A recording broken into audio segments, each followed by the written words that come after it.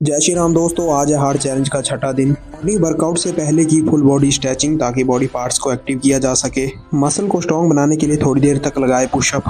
पेट के belly fat को कम करने के लिए दोस्तों अलग अलग प्रकार की एक्सरसाइज की। ये रहा पहला प्रकार, और फिर दूसरे, और अंत में तीसरे। चेस्ट का साइज बढ़ाने के लिए दोस्तों दंड लगाने से बेहतर कोई एक्सरसाइज नहीं है। आर्म और शोल्डर की मजबूती के लिए की ये वाली एक्सरसाइज। फिर खाई सुबह की रोटी। दोस्तों इस भव्य मंदिर का नज़ारा देखने ही लायक है, आप भी देखिए। पहले भी आपको दर्शन करवा चुका हूँ। प्रकृति की सुंदरता को महसूस करना बहुत ही जरूरी है। शाम के समय मौसम थोड़ा सा बदल चुका था दोस्तों, इसी कारण घर पर ही स्ट्रेचिंग की। रोड पर पहुंचने के बाद भी दोस्तों मैंने स्ट्रेचिंग की, क्योंकि मुझे रनिंग करनी है। लगभग 30 मिनट तक दोस्तों रनिंग की, तब तक अंधेरा हो चुका था। रनिंग के बाद 50 लगाए दंड। बेली फैट को कम करने के लिए किया एब्स का वर्कआउट। घर पहुंचकर फिर लगाए पुशअप। एक बार फिर किया एब्स का वर्कआउट। बाइसेप्स वर्कआउट के लिए कुछ इस प्रकार की एक्सरसाइज की। चेस्ट के लिए थोड़ी देर तक लगाए दंड। प्रत्येक जीव एक वृष्टि आत्मा है, वह प्रतिक्षण अपना शरीर बदलता रहता है, कभी बालक के रूप में, कभी युवा तक, कभी वृद्ध पुरुष के रूप में, तो भी आत्मा वही रहता है, उसमें कोई परिवर्तन नहीं होता।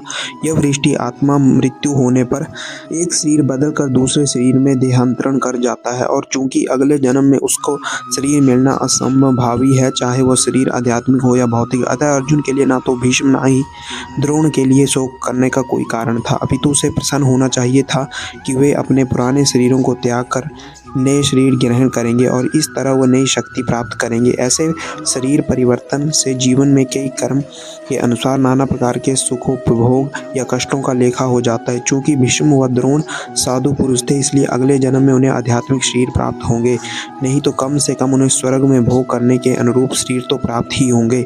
अतः दोनों ही दशाओं में शोक का कोई कारण नहीं था।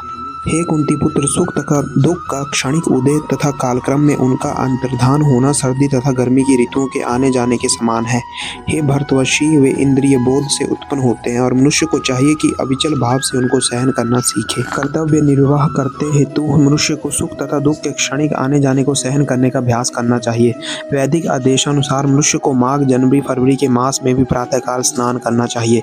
उस समय अत्यधिक ठंड बनती है, किंतु जो धार्मिक नियमों का पालन करने वाला है वह स्नान करने में तनिक भी झिझकता नहीं है। इसी प्रकार एक गृहिणी भीषण से भीषण गर्मी की ऋतु में मई जून के महीने में भोजन पकाने में हिचकती नहीं।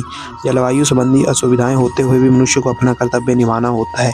इसी प्रकार युद्ध करना क्षत्रिय का धर्म है, अतः उसे अपने किसी मित्र या परिजन से भी युद्ध करना पड़े तो उसे अपने धर्म से विचलित नहीं होना चाहिए। मनुष्य को ज्ञान प्राप्त करने के लिए धर्म के विधि विधान पालन करने होते हैं, क्योंकि ज्ञान तथा व्यक्ति से ही मनुष्य अपने आप को माया के बंधन से छुड़ा सकता है। अर्जुन को जिन दो नामों से संबोधित किया गया है वो भी महत्वपूर्ण है। कौन्तेय कहकर संबोधित करने से स्पष्ट होता है कि वो अपनी माता की ओर मातृ कुल से संबंधित है, और भारत कहने से उनके पिता की ओर पितृ कुल से संबंध प्रकट होता है। दोनों ओर से उनको महान विरासत प्राप्त है।